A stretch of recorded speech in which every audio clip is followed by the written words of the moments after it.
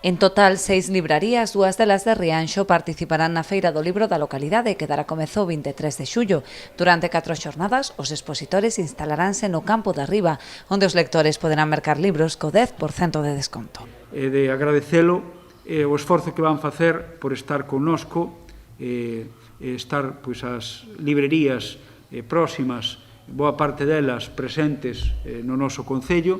Este ano tamén temos unha novidade adicional que é que, a diferenza de outros anos que se desenvolvía no campo de abaixo, este ano vai se desenvolver no campo de arriba, apenas uns metros de separación, pero sí nun campo remodelado e exclusivo durante esta celebración da Feira do Libro para que se produza nese lugar de encontro, con sombra, esperemos que as mellores condicións climatolóxicas posibles para que o encontro sexa moi frutífero, non?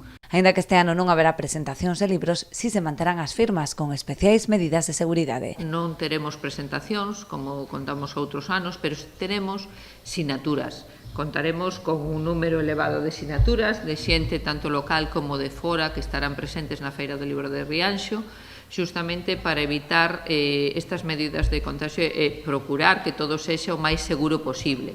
Entón, teremos unha caseta exclusivamente para sinaturas, na que a todo xente poderá acercarse sempre que cumpra a normativa.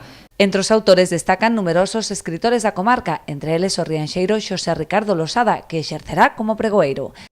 Un escritor xa consolidado, rianxeiro, o que comentábamos, vila de letras, tanto no pasado como agora, no presente e no futuro, hai semente. Ese mesmo día, despois do pregón, teremos a Natalia Carou asinando o Malquerer, a Xosé Ricardo Losada asinando a Casa xunto ao Volcán. Tanto os horarios como o programa completo pode consultarse na web de Cultura do Concello de Rianxo.